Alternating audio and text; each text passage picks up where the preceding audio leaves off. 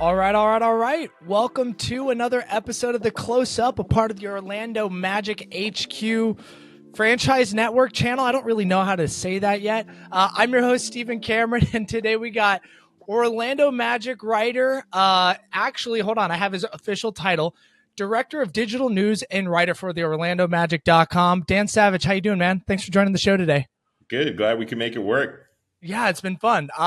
We trying to get schedules to match up is always a little challenging, but we did it, and we did it the day after the Super Bowl. How are you feeling today after the Super Bowl? A little slow, a little high? Like, you doing good here? It was a pretty low-key Super Bowl for me, but overall went, really well in terms of, good food, was around good people, and, just a lot of prep leading into this week because a lot's going on in terms of the Magic. So, took it low-key in preparation for all to come. And then hopefully Joe Burrow and my Cincinnati Bengals will be back there next year, and we can rid the world of Patrick Mahomes' Super Bowl.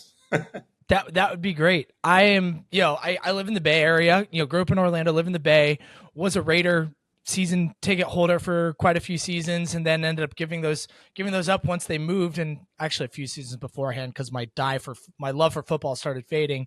But I couldn't go for like the 49ers because it's like the local rival team. I mean, not like in our division, but I still didn't like them. And really, if you're a Raider fan, you're not a 49er fan. If you're a 49er fan, you're not really a Raider fan. But then the Chiefs are in our division. So I didn't really have a horse in the race. I was kind of, we'll see what happens. So glad you had a really good Super Bowl. Listeners of the show, we're going to be getting into a lot of really cool things. We're going to be talking about the trade deadline that just passed. We're going to be talking about some big things that are happening this week with the Shaq jersey retirement and the TNT game, Paolo's All-Star break, and a bunch of other topics. But before we get into that, I just want to remind you all of just a couple of things. All right.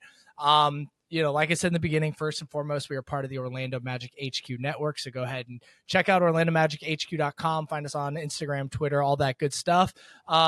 If you're on Instagram, you can join our subscription program. It's $5 a month. It gives you exclusive content, post stories, and reels.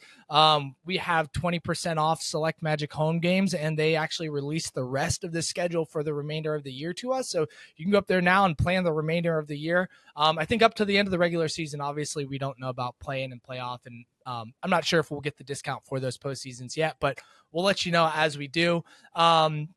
We do all sorts of cool stuff. So go ahead, check that out. It's $5 a month. That really just goes back into you guys with better content. And, we do a lot of giveaways and things like that too. So, and then last, we are, this podcast episode is presented by Bet Online. It's no longer football playoff time, but it's definitely like the thick of the NBA. There's tight playoff races going on right now for seeding leading up towards the end of the regular season. So make sure you head over to Bet Online, where you can find your latest on scores, odds, stats, trends, different prop bets you can do there. And with everything from, betting on specific over and unders and individual player performances, you can do that all on Bet Online. Bet Online is the number one source for your championship wagering. Head over to Bet Online, join today to get into the action. Bet Online, where the game starts. And if that sounded a little funny, it's because they haven't updated their ad read since the Super Bowl. So I was like kind of tweaking it on the fly, knowing I still had to get an ad read in there. That was pretty good. Dan, I thought I did all right there. Yeah, that was pretty good. Dan, but let's get into some Magic basketball. All right. It's been a really fun couple of weeks as the Magic have started to find themselves. They are 29-24. They have won 6 of 4 out of the last 10. They've won 5 and 1 out of the last 6. They've got their defense really rolling strong right now. They're sitting 4th in the league defensive rating.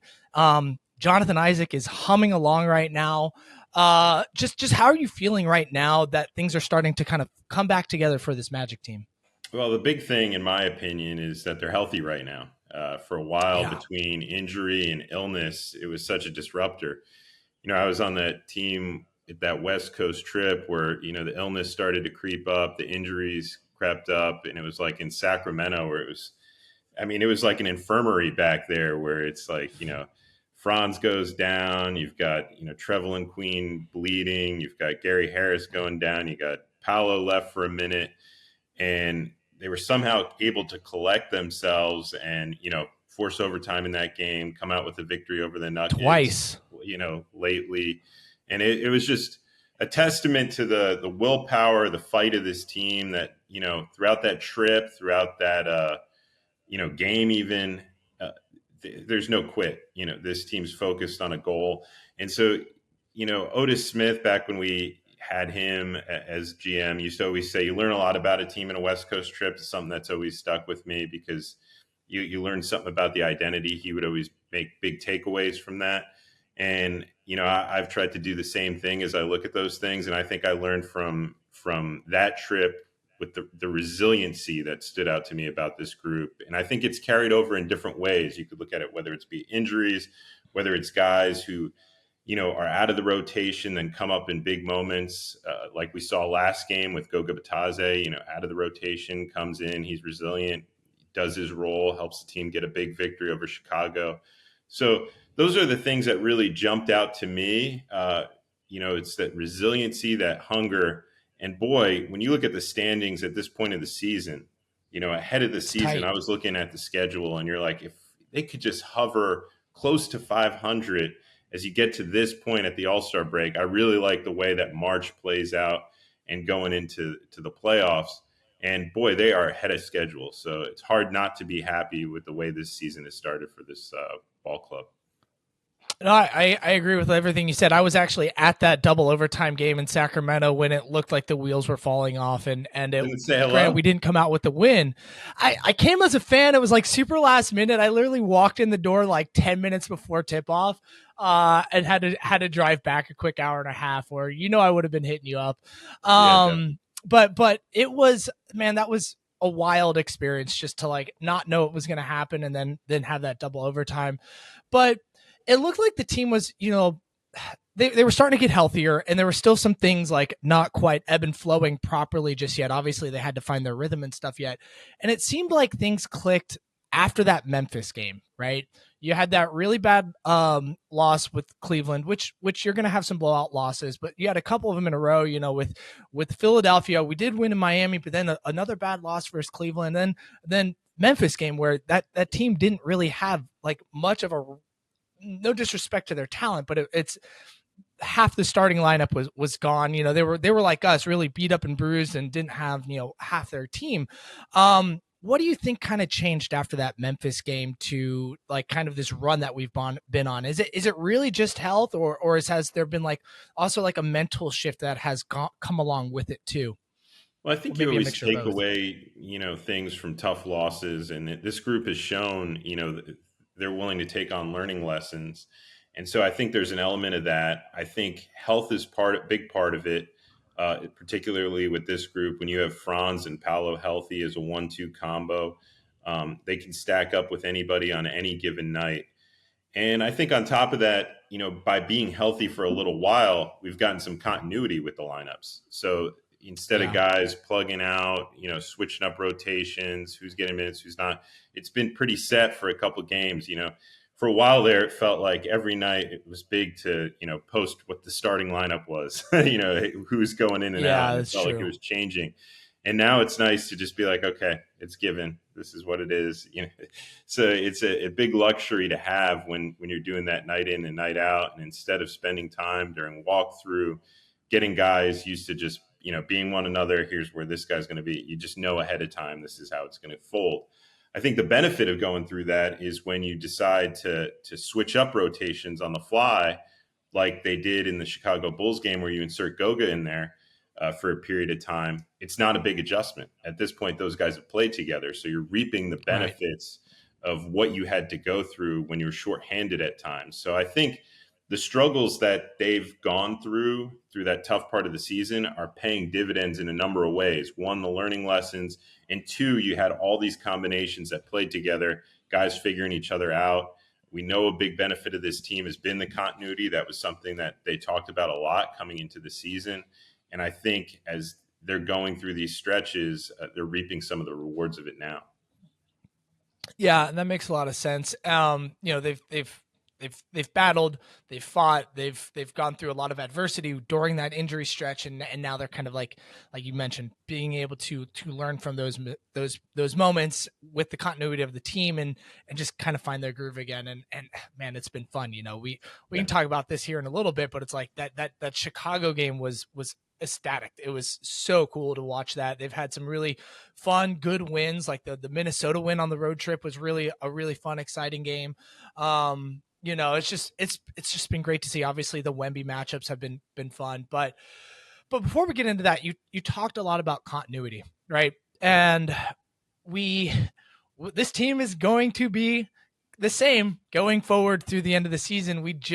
And I'm saying basically, like, we just passed the trade deadline last week. It was on the 8th of February. We're recording this on February 12th. So, it's been a few days now since the Magic decided to Jeff Weltman and Anthony Parker. Thank you.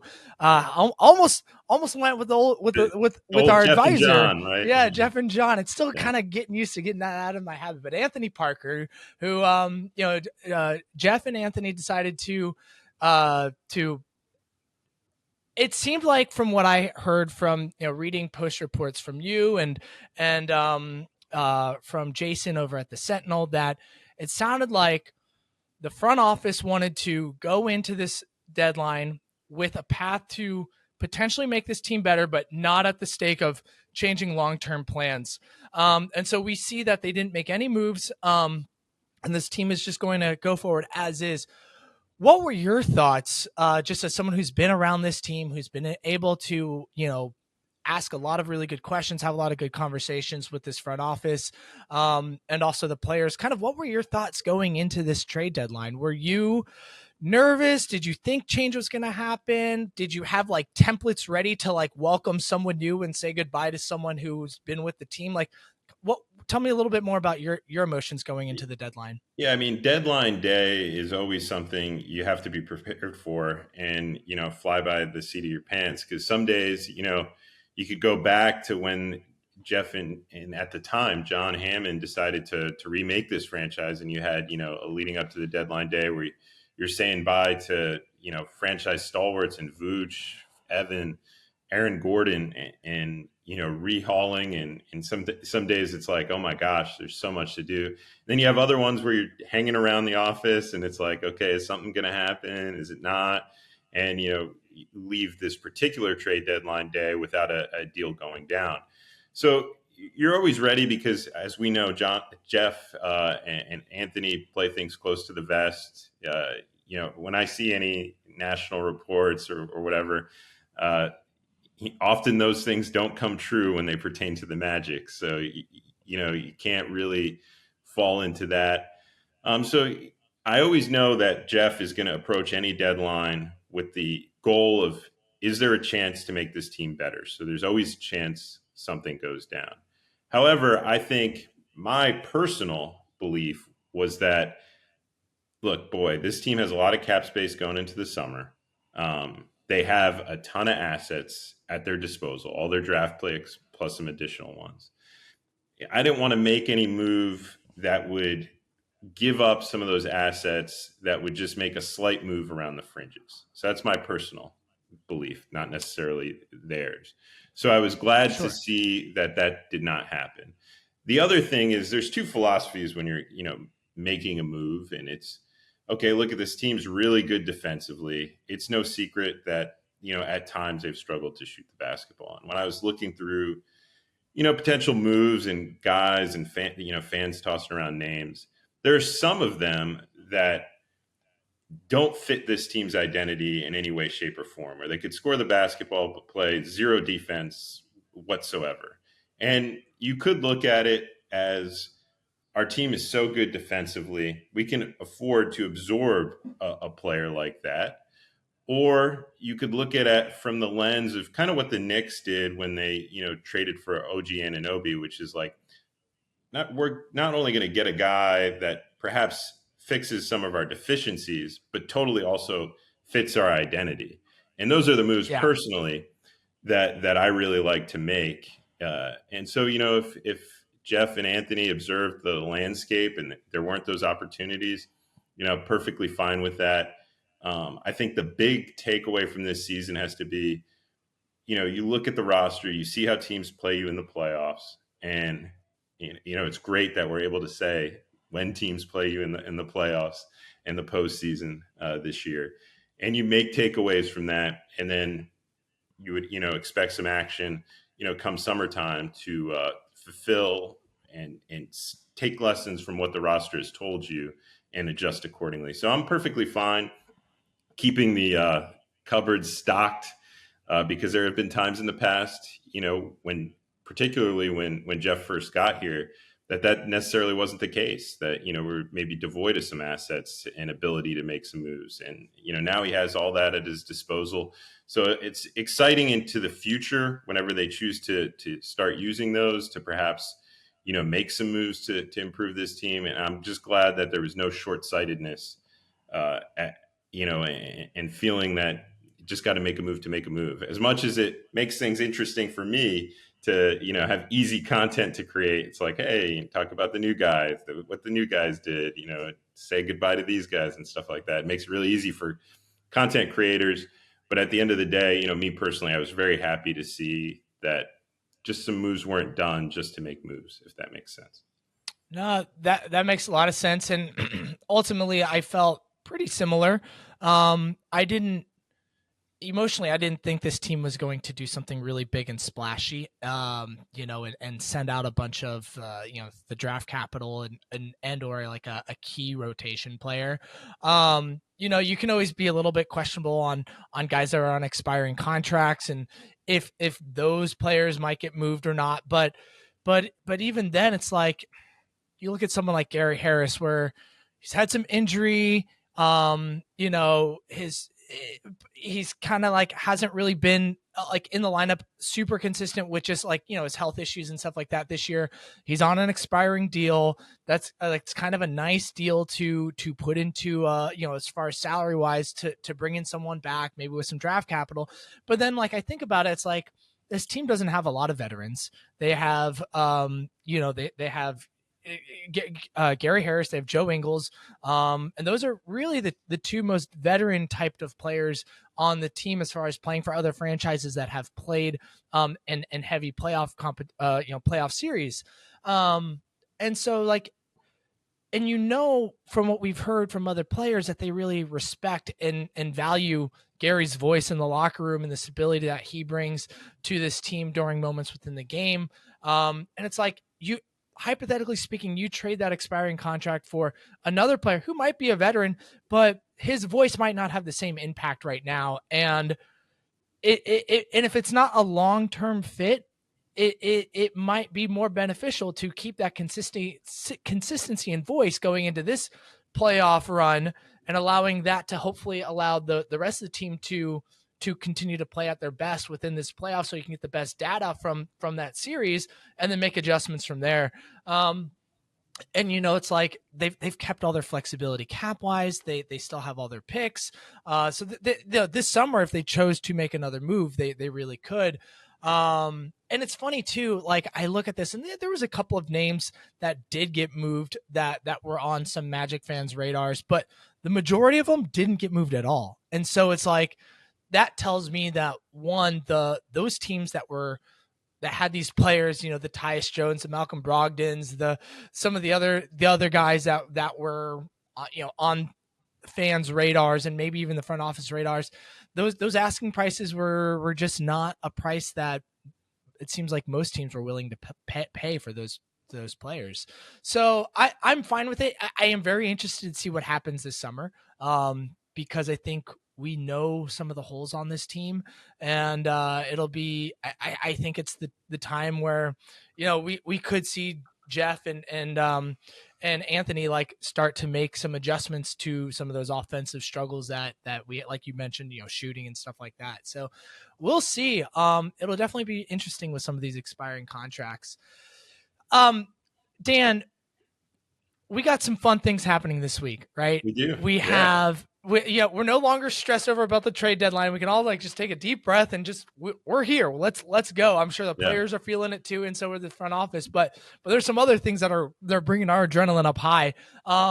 This week we have our last two games before the NBA All-Star break. The first one is a huge game because it's our first national televised game, which honestly, I gotta admit, I prefer our personal broadcast over the guys that only watch our team occasionally. But it's got Shaq announcing the TNT game as well as getting his jersey retired. Just how does I'm just gonna leave it at that. How do you feel about tomorrow's game versus the Oklahoma City Thunder being national televised game and Shaq's jersey retirement?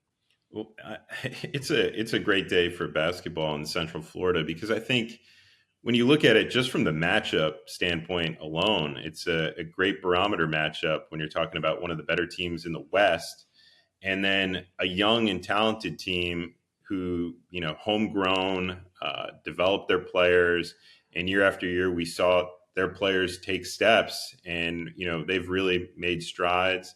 And when you're looking, we talked about shooting before, and you look at our roster, and you're like, okay, Caleb Houston's there, Jet Howard's in the wings. You have guys who could potentially, be shooters coming up right from within the organization.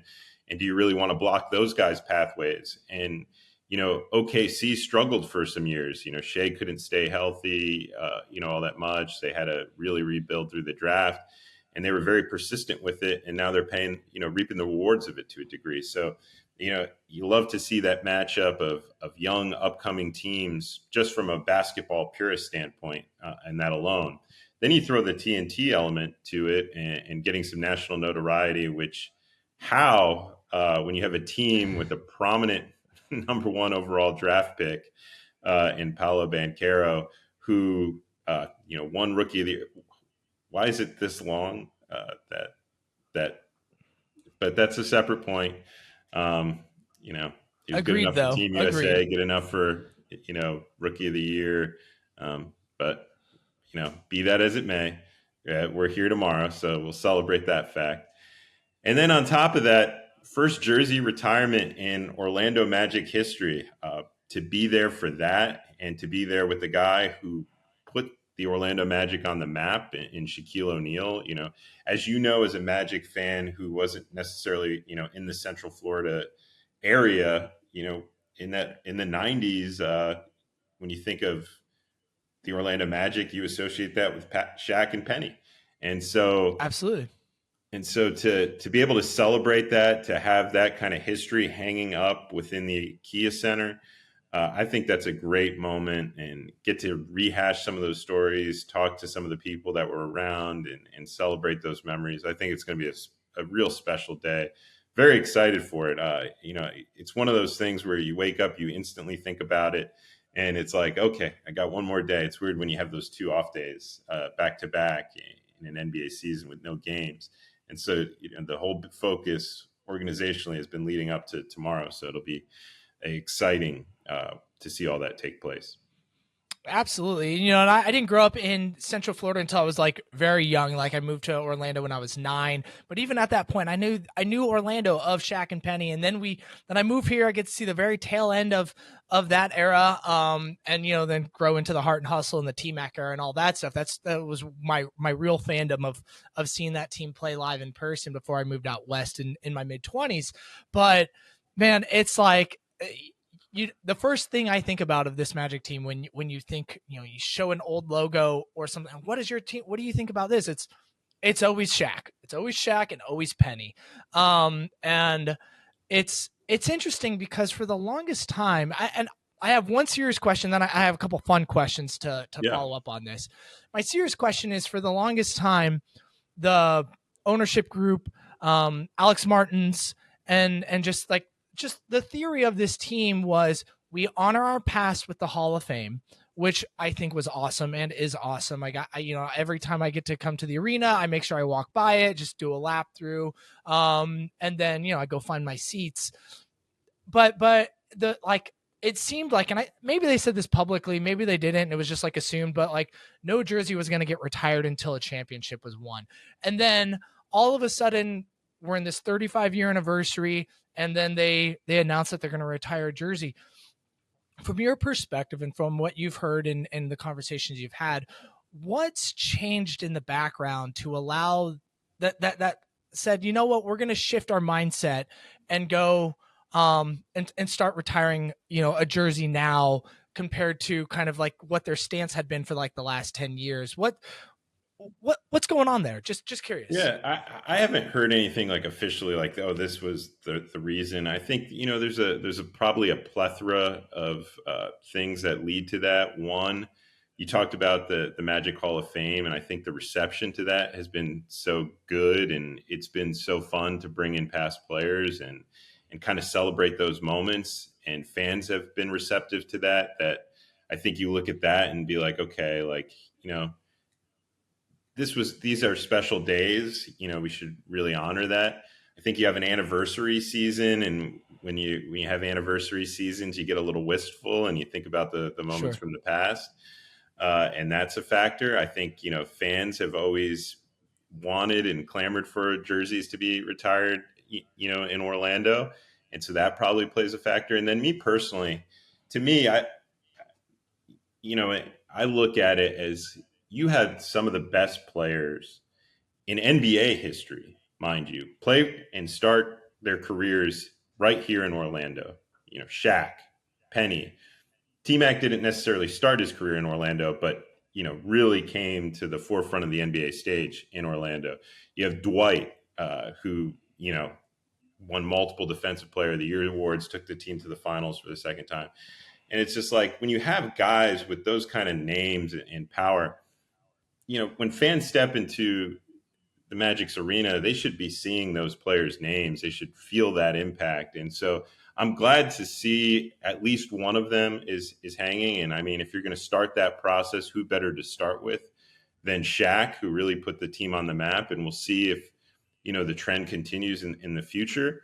But, to me, I'm really excited for it for that reason alone. It's like you've had these guys who are the best players in the NBA history take this team to the finals, to the brink of the ultimate success in the NBA, who've put up historic numbers that still rank among the best in NBA history with this franchise. Like, let's celebrate that, And so, to me, it's a little overdue, and I'm excited for tomorrow to see, Shaq and talk to him and celebrate that moment, because his name's up in other places, and there's no reason it shouldn't be up here in Orlando.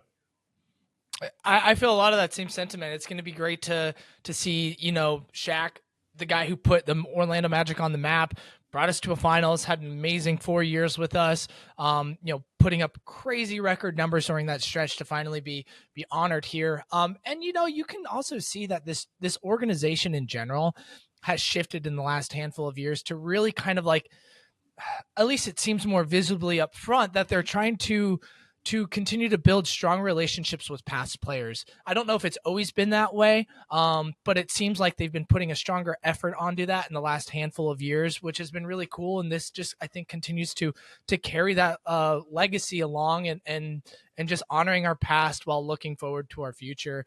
Shaq's you're go right ahead. on there. I think that's been a big point of emphasis. We have an alumni network. Dante works with it. George Galanti works with it. And, while it's been a focus before, I would think it's on steroids now. You see so many of the guys brought in, especially around the alumni year. And, they're doing, active things internally, whether it's bringing those guys out for camps, whether it's bringing it for games, celebrating them in arena. Me personally doing stories on a number of those. We've done a few, 35th anniversary spotlights. Just spoke with Jameer Nelson. We'll have another one once the Shaq stuff is passed. Talking about his time with the Magic and some of the special memories he had, his thoughts on the current team and what he's seeing from his perspective. So, you're going to have a lot of that fun stuff and really celebrate kind of where guys are now and the impact the Magic made on their lives and what they think of this current group. So, yeah, I think from all facets of the organization, relationship with the alumni, looking back to the past, is kind of on steroids, really, in this 35th anniversary season. It's great. This has been a really fun season. Dan, before we go on to the next topic, I got to ask you a couple questions. These are fun. Let's pretend you are the board of past players and it's your decision to make the criteria and to select a couple of the names that are going in, right? We don't necessarily have to say who's next, but what would be your criteria to get your jersey retired? And the follow-up to that is, who would be, I don't know, one or two or three names that you would put up there, as the next grouping of players to get their jersey retired? There's I've read all the fan feedback that have people have talked about. You hear Dwight because he played 8 seasons. You hear Penny because he performed with Shaq. You hear T-Mac because so many people have an affinity for the heart and hustle. You hear Nick Anderson because of his long tenure, number 1 overall draft pick with the team. He's still with the organization today, doing great things in the community. So there's a lot of names that get tossed around. To me, if it were me personally, just look at that Mount Rushmore. And I think it's, when you talk about Magic players who, are worthy of Hall of Fame consideration, when you talk about Shaq, Penny, T-Mac, and Dwight, I mean, those are 4 guys. If you told me, hey, this is the guys we're putting in, I don't think anybody could argue with any of them, on solid ground. So those are the names that instantly come to my mind, all the ones I've mentioned. So whether they go up or not remains to be seen. It's good to have the anticipation, though, that we could see a day where all those guys are hanging from it.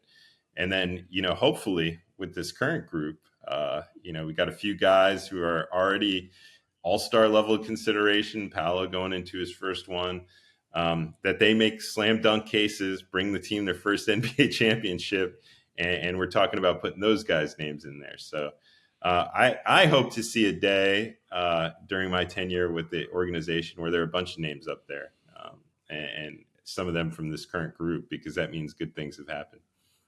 Yeah, that does. Cool. Would you? There's one person that has been with this team from the beginning and is still with this team currently. Would you retire Stuff Magic's jersey? I mean, he is two-time mascot of the year, but I believe he won those back-to-back too. Correct. But, you don't usually hang up active players' jerseys in the rafters. So I'm going to say no for that reason alone, although he might. When he decides to hang it up, if he ever does, he's got a worthy case. He's got league notoriety. He's proven 2 years in a row that he's the best amongst his peers in the NBA. And I would argue probably should have more, but they're like, all right, we got to mix it up a bit. So they've given it to other mascots. Because when I see some of the stunts he does, how active he is within the game presentation, compared to the other mascots, during my travels, he's in a league of his own. He's in his league of his own right now. He definitely earns his paycheck, and I imagine he gets some nice raises every year because he is just he or they or she or whoever it is killing it in that mascot. I'll say this though. I mean, dragons usually guard caves with gold, so stockpile that gold reserve back there. You definitely, absolutely. I have a case to retire his jersey now, though. All right, okay, because we have already retired the fans' jersey. We haven't gone anywhere. We're still here, right? Granted, there have been some past fans that are probably no longer with us, but the theme of fandom has stayed with this team, and we got a jersey that's retired up there. I think we might be able to make an exception to get stuff up there sooner than later. That's just my one rebuttal there. Like, maybe we can get stuff up there. All All right, Dan, we have just a couple more things and we'll wrap this podcast up. After the national TV game with the jersey retirement and TNT crew and all that stuff, we have one last really big game versus the Knicks. This game feels just as important to me as that jersey retirement game because it's versus a playoff team that is ahead of us in the standings. They are 4 games ahead of us right now. I think roughly 4 games. They're in the 4th seed with 33 wins. We're in the 7th seed at 29 wins. But it seems like every game when it's someone in that 10 through, I'm going to say 2 spot, because we're not going to be realistic. We're not catching the Celtics. I don't think anyone is. It just feels extra pressure to win those games right now. How do you think the guys are going to go into that game off a back-to-back jersey retirement going into the All-Star break? Do you think they're going to have the gas full on all the way before they're able to go into this nice long All-Star break? Or like, what do you think is going to happen? Like, is the goal to go 1-1 over these next 2, or you think we're going to get 2-0? Look, I mean, hey, take it one game at a time, hope for both. True. The way that I view it is, I haven't talked to Mose about this specifically. I've talked to other coaches in the past. I've talked to, I remember talking about this with Coach Hill, I believe, before the last All-Star break. And it's one of the hardest games for coaches to get players' focus level to be at its peak. You're right before the All-Star break. And so coaches, really hate those games because you don't normally have a good feel for where the barometer of your energy for your team is going to be. And a lot of times in that one, it could get tricky. And especially when it's on the second night of a back-to-back after an emotional jersey retirement night where, players are going to invest a lot, I assume, in a nationally televised Shaq jersey retirement game against a top team in the Western Conference. However, like you mentioned, playing a Knicks team that you're going to be battling in playoff positioning with, I think, although I'm sure you'd rather it not be on the second night of a back-to-back, it's great from a coach's perspective because it's easy to maintain that level of focus. Nobody's going to go into that game like, we can get by doing this, or this opponent doesn't matter. Like, no, this opponent matters. This game's going to matter. And the players are very aware of that. So I think in terms of having to coach your team to be ready for 2 games before the All-Star break, having 2 tough opponents is great from the sentiment of these guys are going to be up and ready to play these games. There's going to be no looking ahead to the All-Star break. It's going to be well aware of who they're playing and what kind of level of energy, defensive focus, and quality of play they're going to have to bring in order to be in the matchup and give yourself a chance to win. Well, and they're going to be a little bit extra rested going into these games because they had that extra day off. Well, it feels like they had 2 days off before from the Bulls game to the Oklahoma City Thunder game. So it's that they should be able to continue to maintain. Now, I just hope that the OKC game doesn't go into overtime, so the guys can have, if anything, let's make it a blowout so the starters can rest a little bit longer in that 4th to go into the next game on versus the Knicks. Who the Knicks are. They've been a really hot team for a while now, particularly since they made the OG trade.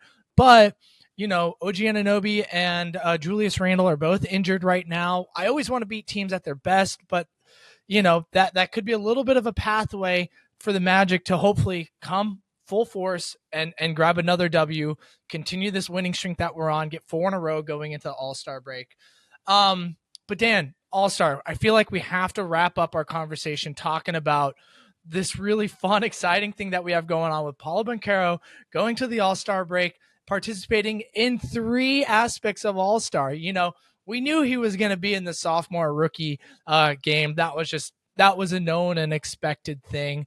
But there was, it was announced just the other week that he got voted in by the coaches to be an NBA All-Star for the East. He's not an injury replacement. He is voted in as an official All-Star from the coaches, which I'm sure we've all known and read and seen the content at this point. It's a great honor for him and he feels it, and you all have received him and honored him really well with that coverage. You see the videos of the team just celebrating with him, the big embracements from from coach and all the players and stuff like that. It's going to be really fun. And then it comes to find out just a little bit later that he's in the skills challenge with the other first round picks of Wembanyama and Anthony Edwards. Anthony Edwards from the Wolves. Before we get too into Paulo on that specifically, how is the Magic covering All-Star Weekend? Are you or someone traveling with Paulo? I imagine there will be someone from the PR side helping manage a lot of all the press conferences and the events he's going to have to go to. How is that going to look from Magic perspective? Yeah, there'll Weekend? be a crew out there from there's so many different people when it's something involved like that, from PR to security to player, take care of, to other guys who go out to support, to we'll have somebody from our video team there, from our social team there. I won't go, but Josh Cohen will represent us on this Great. one. We usually try to trade them or do some sort of rotation with those, unless we're both. So you got next year then. Perhaps, yeah, perhaps come out for the Bay Area. So we'll see how that goes. Hopefully we have multiple All-Stars. Maybe we'll both roll out. We've done that. I was going to say, you might have just given yourself double the work if you have to come next year, because I expect Franz to also make it next year with Paolo and Franz. But I would think that's the goal, That's the dream, right? Let's get some multi All-Star, let's get greedy here. Yeah. So there'll be a whole crew with tons of content throughout the weekend. And I mean, look, I've done those. I've probably been to about 14 to 15 All-Star weekends now over the course of my career. And they are exhausting because there is no downtime, especially with guys like that, because it starts off with not only those events, but then appearances, whether it's their community for NBA Cares, whether it's they're doing signings, whether it's, different appearances at events. You look at those 3 nights, as full as they are, those 3 days will be equally as full. The practices, the preparation, for those things, they go through walkthroughs. Those are going to be some busy days. So it'll be exciting for Paolo. I'm sure he's going to enjoy having the next few days off before the games return after that. Have you guys prepared Paolo on just how much those couple of days are going to be for him? I'm sure people have talked to him about it, but I don't think till you experience it. Now, luckily, he's played in Rising Stars, so he's got some sort of semblance of a concept. But I think the 3 days and events and practices and walkthrough, I think by the end of it, he's going to be swimming. Because I remember going through Aaron Gordon with some of those dunk contests. Sure. And by the end of it, because of all the media appearances and different things that came out of his success on Saturday night and, being robbed a couple times, those were crazy weekends for him. And so I imagine it's going to be crazy for Paolo, being in 3 different things, talking to so many media, answering crazy questions. Because, All-Star Weekend's kind of like what Super Bowl row is, where it's just like you're going to get the most. Who's your favorite Pokemon? Or, if you could take a vacation one place, where would you take it? Just all stuff out of left field. And, so those are going to be the things for him to mentally, go through, and then, along with participating. But boy, is that exciting and well-deserved honor. And, you touched on the moments leading up to it that were captured. How great was that moment that was captured, by the Magic video crew, of his teammates, his coach, him speaking to, the honor to his teammates. Because you could, a lot of teams say that stuff like, oh, we're like a family. With the Magic, you could literally see it. Like, that's just evident by the support, his reaction, the coach's reaction. And so I thought that was a great window into what we get to see every day, which is these guys support one another. The coach supports them to the best of his ability. And it was great to see that all come together, in a video like that. I'm always excited when a Magic player gets recognized in some capacity during All-Star weekend, whether it's a dunk competition invite with Cole Anthony the other year or an Aaron Gordon, or Rising Stars, or in past, like even Vucevic making the All-Star, being recognized by the coaches, being twice with the Orlando Magic.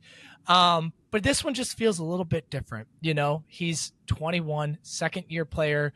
Vooch had been with us for a while, and definitely earned his way into those All-Stars. But he's kind of like, he was at the peak of his career where it's like, man, this is just Paolo's just barely scratching the surface, and he's going to be with this team for a very long time. And it's just like, oh man, I just cannot help how excited I get, and like I can't hold it in with it, because it's like it's just the beginning for him. And it's only a second year with the Orlando Magic and the second year in the league. It's going to be really cool.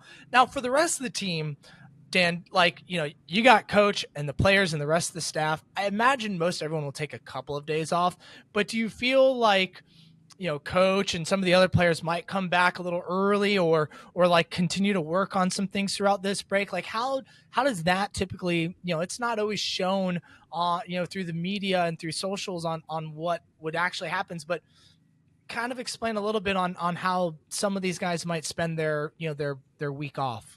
Yeah, that's a great question. Something I don't necessarily always have insight into, because I'm usually there at the All-Star weekend, or if I don't have to be, I'm getting away myself. Sure. Yeah, but I mean, you always hear stories of guys who come in and try to put in some extra work, especially guys who maybe are out of the rotation. I think mentally, it's a really good time to just take time away. You could work on things, but I think it's a long into the season. I think this part of the season is the hardest part, the lead into All-Star break. And then at the, post All-Star break to playoffs, it's a push, and you're going to need every bit of your mental resilience. So I think it's a good refresher time for all these guys. So I hope that, they make the most of that, get refreshed, because we're expecting a long push this year, much longer than we've had the last couple seasons. So, Absolutely. Hopefully it's, a great post All-Star break run into the postseason, and then we get to have some, real fun there as the playoffs begin.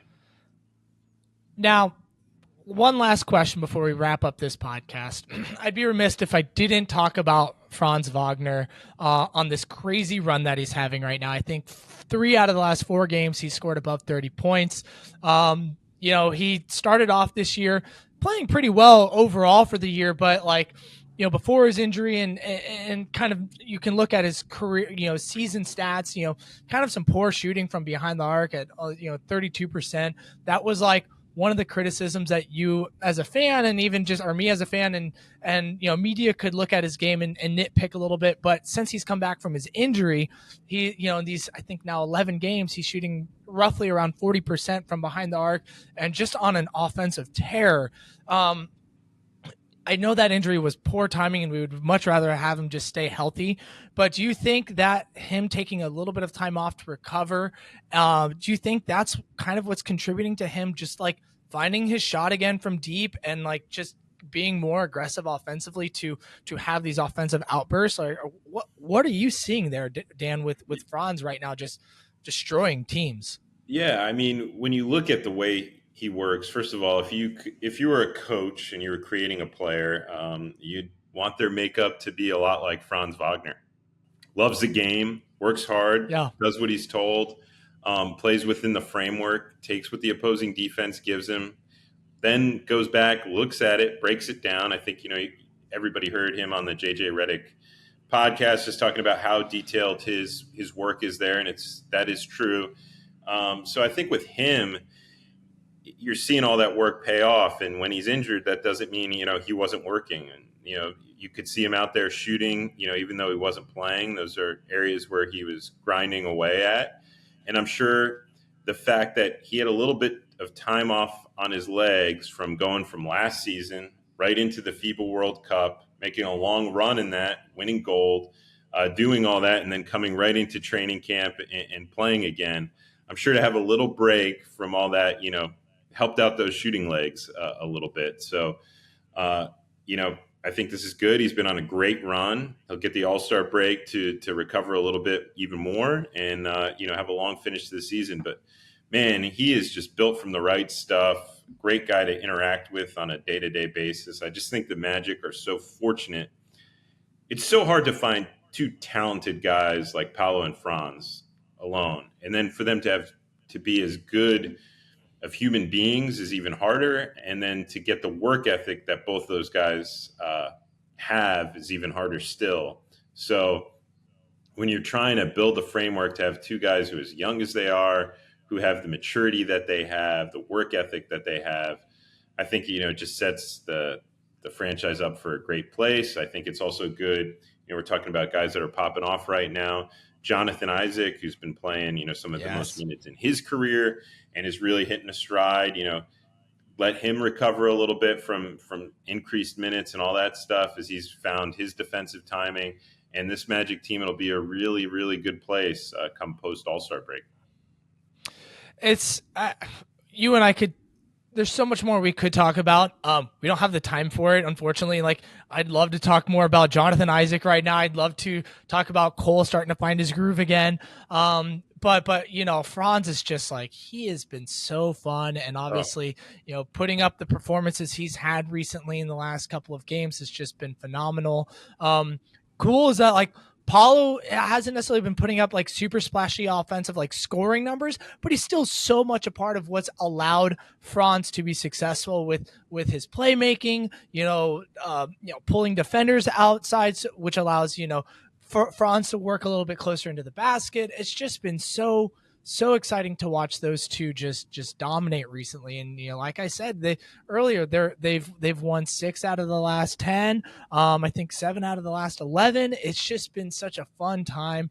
For Magic fans and for them to finally like get their groove back, and they're in it, Dan. They are half a game away from the 6th seed. The Pacers, and they are a full game up on Miami Heat. They are in it. There's a lot of things that could go right for them to, even sneak out of this play-in picture and potentially just be a playoff team and not have to earn it. If they earn it, it looks like they're going to have to be eliminated twice or lose twice in order to get there. I mean, they're in it. So I'm really looking forward. It's been one of the most exciting seasons. You guys at OrlandoMagic.com have been crushing it with content. Love reading your work. Looking very much forward to that Jameer Nelson piece you teased. I just want to say thank you so much for taking the time out of your day on this Monday morning before you have to go work even more and cover the practice that you'd mentioned at the start of the episode. Thank you so much. Why don't you just give everyone a quick heads up on where they can find you if they want to interact with you? And obviously they can find your work on OrlandoMagic.com, but anything else you want to? Twitter at Dan_Savage, OrlandoMagic.com, like you said, and we'll have some exciting stuff between me and Josh over the Shaq thing, different 35th anniversary stuff coming up, and then, all the All-Star coverage, breakdowns. Josh got a great piece up about Paolo and Franz's stats right now and how they could become one of the rare duos to both have, 20 averaging over 20 plus points, a certain number of rebounds, assists, and over a steal per game right now. And, that's only happened a couple times in history where a single player's done it. We got 2 right now. I think it's just a testament to, hey, these 2 guys are really awesome, bottom line. And it's exciting time to be a Magic fan. So it's time to work for OrlandoMagic.com too. And, do what you do. You guys are doing great work, crushing it, expanding your network, just becoming a little behemoth. So that's awesome as well. It's been exciting to watch you guys grow and continue to build your audience, add some additional talent, crush it with the podcast network. So that's awesome. So always fun to hop on and talk about it. Hope we get to do it again next time leading up to the playoffs. So I would love to have you back on before the playoffs because that'll be a really fun time. Yeah. We'll mark it down for sure. We'll make sure we get that. Maybe we should just schedule that now since we know. I'm confident we're going to be in the playoffs. That'll be a lot of fun. Yeah. Thank you for the kind words there. Magic fans, thanks for tuning in to another episode of The Close-Up. Make sure you check out all of Orlando Magic HQ's work that we have coming up this week. We'll have another exciting podcast for you dropping later on Friday with Alan Anthony. Of course, our guys over on Spaces, they've been doing some really fun things. They just had Kendra Douglas on the Twitter Spaces, on X Spaces on Friday, which you can still go listen to that conversation they had, which was really fun. And they did some Bleacher Report live broadcasts. So we're all over the place, Magic fans. So thanks for tuning in. Have a great weekend. Have a good basketball week. Let's go, Magic. Peace.